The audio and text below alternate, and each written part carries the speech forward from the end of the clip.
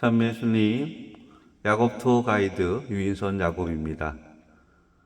한국 천주교회는 1784년도 이승훈 베드로가 북경에서 세례를 받고 와서 명례방 공동체를 만들면서 그 시작이 되었다고 할 수 있습니다. 이후에 3대 박해가 있죠. 1801년 신유박해, 39년 기해박해, 66년 병인박해, 3대 박해가 이어지는데, 저는 그 신유박해 이전을 초기라고 보고 있고요. 기해박해 때까지를 중기, 또 병인박해 때까지 그 후기라고 분류를 하고 싶은데, 이제 초기, 오늘은 그 초기에 진행되었던 상황들을 말씀드려 보려고 합니다. 이때는 정조대왕이 그 정치를 하고 있었고요. 또 영의정이었던 최재공이 또 남인학파에 그 속해 있던 분이라 그 남인 학자들 그 우호적이었죠. 그래서 젊은 그 이승훈 베드로나 뭐 정약용, 정약종 또 이가환 또 이런 젊은 학자들이 모여서 그 천진항 또는 주어사에서 강학회를 엽니다. 이 강학회는 그 천주교에 대한 내용이 아니었고요. 이제 유학과 그 성리학 또 실학에 대한 내용들을 공부를 한 거를 이제 토론을 하고 그 부족한 부분들에 대해서 이제 서로 의논하는 이러한 자리였는데, 이 자리에 광합 이벽이 등장함으로 인해서 천주교의 사상과 교리가 전파되기 시작합니다. 광합 이벽은 좀 열정적인 사람이었는데요. 또 머리도 좋았고, 또 천주교에 대한 그 열정을 가지고 천주교에서 그 기존의 문제점들을 다 해결한다라는 이제 취지로 이야기를 했고, 이런 내용들이 같이 공유가 됨으로 인해서 학자들과 함께 이제 서학에 대한 본격적인 공부를 하게 되고요. 또 나중에는 이승훈 베드로를 찾아가서 그 아버지 그가 이제 중국의 사신으로 갑니다. 거기에 따라가서 그 신부님을 만나고 또 가톨릭에 대한 성물 또는 교리서를 가지고 와달라는 부탁을 해서 이승훈 베드로가 그 아버지를 따라서 중국에 가게 됩니다. 약 40일 동안 머무르면서 그 신부님을 만나고요. 또 교리 공부를 하고 또 거기서 그 세례를 받게 됩니다. 베드로라는 별명으로 세례를 받고 이제 성물이나 또 교리책을 가지고 이제 오죠. 그래서 다시 이벽과 만나서 그 내용을 가지고 많은 공부를 하게 됩니다. 이후에 이제 이벽이나 다른 분들에게 세례를 주면서 또 명례방 공동체를 만드는데요. 이 명례방은 김범우의 집이었습니다. 그래서 그 김범우의 집에 모여서 이제 미사도 드리고 교리 공부도 하는 이제 이런 상황들이 지어졌죠. 이 사진은 명동성당에 들어가서 그 우측, 제단 앞에 우측에 붙어 있는 그림입니다. 그 보시는 바와 같이 가운데에 푸른 도포를 입고 있는 분이 광암이벽이었고요. 그 오른쪽에 이승훈 베드로가 앉아 있습니다. 그리고 권일신, 정약종, 이존창, 정약용 등이 앉아 있고요. 이렇게 모여서 그 천주교에 대한 이제 사상과 철학에 대한 부분은 그 이벽이 그 강의를 했고요. 교리적인 부분은 이승훈 베드로가 맡아서 그 역할을 수행했다고 합니다. 이 자리에서 왼쪽에 보면 김범우가 보이죠? 서 있는 분. 손님 맞이하다 보니까 분주하신데, 네, 그 이렇게 모여서 하던 와중에 1785년도 그 을사초조 적발 사건이 발생합니다.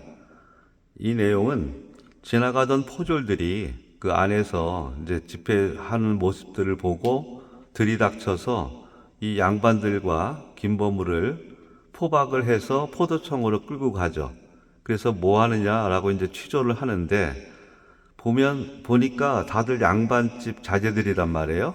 그래서 그분들을 뭐 어떻게 처벌할 수가 없으니까 이제 훈방 조치하고, 김범우는 집 주인이었으니까 그 책임을 물어서 갖은 고문을 하게 됩니다.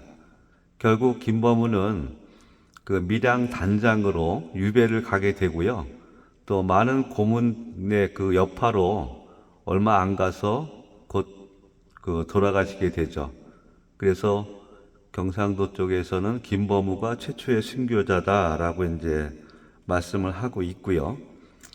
그래서 이렇게 그 학자들이 모여서 이제 서학을 하게 됐는데, 이 사건이 사실은 그 이 초기에 양반들이 주도했던 그 천주교의 시작점에서 이 양반들이 좀 이탈하게 되는 이런 상황들로 그 이어집니다. 결과적으로는 양반들은 이탈하고 중인들, 또 평민들, 또 노비들까지 이제 그 확산되는 이런 상황으로 벌어지는데요. 이 사건이 가져왔던 결과는 그 순교에 대한 박해에 대한 원인과 그 연결되어지거든요. 유교 질서와의 충돌, 그죠? 조선은 철저한 유교 중심이었는데, 이 조상의 제사를 거부한다거나 하는 것들, 이런 것들이 이제 우상 숭배로서 금지 사항이 되었기 때문에 양반들이 수용하기에는 너무 그 아주 곤란한 문제였고요. 또 이런 천주교는 그 평등 사상을 강조했기 때문에 조선의 신분제와 정면으로 그 부딪히는 이런 결과들을 초래하죠.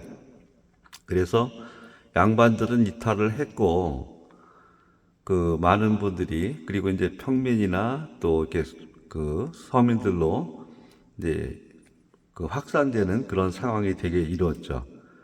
그리고 여기서 보신 그 이벽도 사실은 그 열정을 가지고 그렇게 강의를 했었는데, 이제 이벽도 그 아버지와의 문제가 있어요. 아버지가 이제 천주교를 그만두지 않으면 그 내가 뭐 죽겠다 이렇게 해서 자살 시도까지 하는 이런 상황까지 이르다 보니까, 자식으로서 아버지가 그렇게 되는 모습들을 보고 이제 자식된 도리로서 그 좀 천주교에 대한 이런 그 외부적인 활동은 못하지만 믿음은 가져가야겠다라고 해서 결과적으로 그 집에 갇혀서 단식을 하다가 이제 결국은 돌아가시게 되는 상황이 되긴 하죠.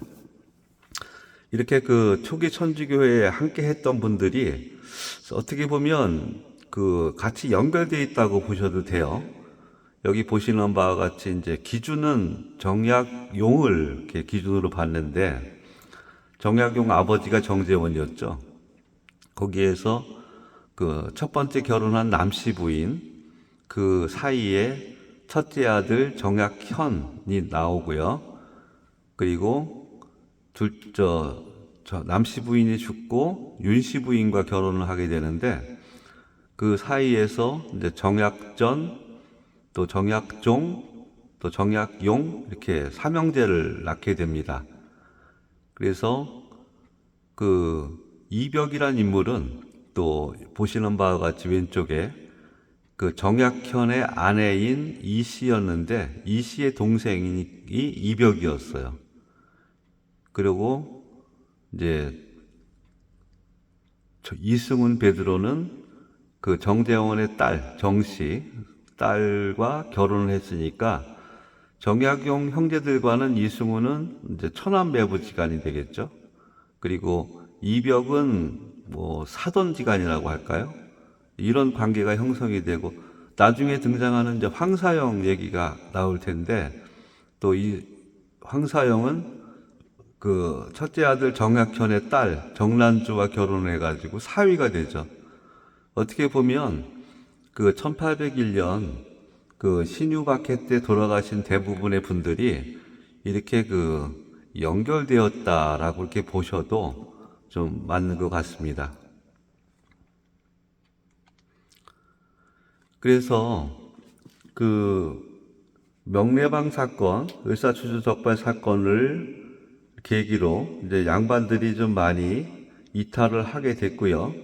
또 중인이나 또 이렇게 그 일반 서민들이 이제 천주교에 들어와서 자리를 잡게 되는데, 이런 과정에서 그 1791년도 이제 진산 사건이 발생을 합니다. 진산 사건이란 것은 그 윤지충 바오로와 권상현 야구보가 이제 조상들의 그 제사를 거부했다라고 해서 그 붙잡혀서 이제 고문을 받고 이제 참수를 당하는 건데요. 그 윤지충 바오로 아까 얘기했지만 윤지충 바오로도 이제 그 정씨 형제들과 그 정재원의 그 아내인 윤씨 부인의 조카가 되죠. 또 연결이 되어 있다고 보시죠. 그래서 윤지충 바오로 권상현 야고보가 이제 그 어머니, 윤지충의 어머니가 돌아가셨을 때 어머니께서 유언을 하셨어요. 자기는 천주교식으로 제사를 지내달라고, 장례를 치러달라고. 그래서 그 장례를 치르는데 이제 위패를 불살라버리고 또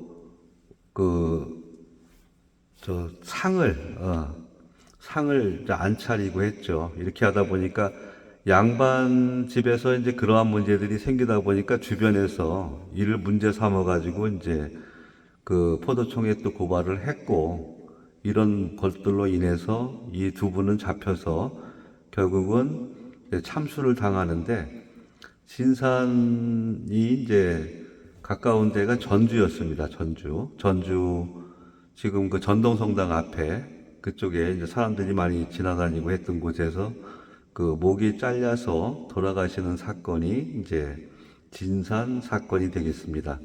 요걸 또 그 1791년 신내박해라고 한국 최초의 순교자가 나왔던 1791년 신내박해라고 이렇게 볼 수가 있고요. 또 이러한 사건들이 진행이 되면서 1795년도 이제 94년 12월이죠, 정확하게. 중국의 그 중모 야구보 신부가 이제 한국에 들어오게 됩니다. 그 외국인으로서는 처음 들어오시는 분이 되겠는데요.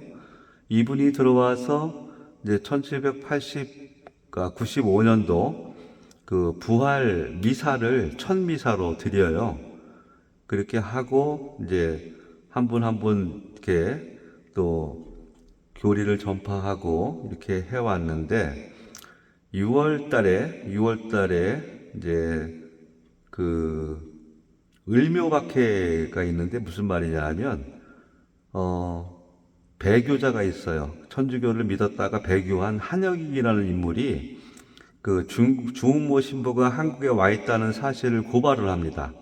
그렇게 해서 이제 포도청에서 그 중모 신부를 잡으러 오는데, 또 잡으러 올 때 한 발 앞서서 또 다른 포졸들이 한 포졸이 와가지고 그 신부님 잡으러 오니까 빨리 피신시키라고 해요. 그래서 그 자리에는 이제 최인길 마티아, 지왕 사바, 그 윤유일 바오로가 함께 있었고 강완수 골룸바도 있었죠. 그래서 강완수 골룸바가 이제 여장을 시켜서 중모 신부를 모시고 가고, 이제 최인길 마티아가 그 이제 신부님 대신으로 최인길 마티아가 신부님을 대신해서 신부님 옷을 입고 있다가 잡혀 들어가죠. 그래서 세 분은 또 가진 고문을 겪다가 결국은 또 이 세 분도 그 돌아가시게 됩니다. 요게 이런 사건이 있고요. 또 강완수 골룸바 집으로 피신한 중모 신부는 이후에 그 신유박해가 있던 1801년에 이제 돌아가시게 되는데, 그 6년 동안 참 열심히 그 활동을 하시게 됩니다. 그래서 이분이 이제 명도회라는 교리 전파와 이제 그 선교 단체를 만들죠. 그래서 명도회의 그 남자 회장은 정약종 아우구스티노, 여자 회장은 강완숙 골롬바를 앉히고요. 그래서 이분들과 함께 전국을 순회하면서 그 교리를 알리고 천주교를 알리고 그 공부를 하게 됩니다. 이때만 해도 그 사실 가장 중요했던 거는 그 일반인들한테 알리기 위한 어떤 교리, 이제 서적 또는 이제 그 이런 부분들이었단 말이에요. 그래서 그때만 해도 이제 천주 시리 중국에서 마테오 리치가 1603년인가 썼던 천주 시리를 와서 이제 써가지고 그 책을 공유한다거나 또 그런 과정에서 이제 정약종이 이제 그 주교요지라는 한글로 된 책을 만들어서 편찬을 하죠. 그래서 그 책이 이제 한글로 이렇게 쓰여져 가지고 뭐 또 많은 사람들한테 이렇게 그 확산이 되는 계기가 되기도 하고요. 이렇게 함으로 인해서 이제 천주교가 여러 사람들에게 전파되면서 이제 신자들이 늘어나게 됩니다. 그래서 그 신유박해 이전에 이제 신자 수가 약 한 1만 명에 그 이르는 이제 이런 상황이 되죠. 그런 과정에서 그 천주교가 사실 이제 정치권에서는 사악으로 이제 이미 그 낙인이 찍혀 있게 되고요. 또 이제 신자들이 그 어떤 이런 사건들을 통해서 그 점점 이제 그 전국적으로 피해가게 되죠. 피해가고 산간으로 숨어들고. 이때 그 살아남은 신자들은 이제 어떤 교우촌 공동체를 형성하는데 이 모습이 사도 바오로가 얘기하는 이제 바오로 하는 어떤 초기 교회의 모습을 이렇게 그 형성하게 됩니다. 그렇게 해서 이제 이어지고요. 이런 과정에서 1800년도에 이제 정조대왕이 돌아가십니다. 그리고 1801년에 이제 순조가 올라가는데 이분이 12살이었어요. 그래서 그 정순황후가 이제 수렴청정을 하는데 이 수렴청정 하는데 이제 그 척결 대상이 이제 남인이 돼요, 남인. 그래가지고 그 젊은 학자들이었던 이승훈 베드로나 정약종 또 뭐 이런 분들을 이제 처단을 하게 되죠. 신유박해는 이제 약 한 300여 명의 신자들을 투옥하고 이분들이 이제 순교하는 이러한 그 상황이 되는데 뭐 여기서 뭐 주은모 신부도 돌아가시고요. 또 초기에 어떻게 보면 활동을 주로 했던 그 많은 분들이 이제 요때에 신유박해 때에 대부분이 다 돌아가시는 되는 이제 그런 상황이 됩니다. 그래서 이제 신유박해가 1801년에 이제 등장을 했고요. 지금까지 말씀드린 바와 같이 이제 신유박해가 이전에 그런 상황들과 또 신유박해에 대한 내용들 이제 이런 것들을 제가 그 초기 교회의 역사와 이제 순교사라고 보고 이제 말씀을 드렸습니다. 이상입니다.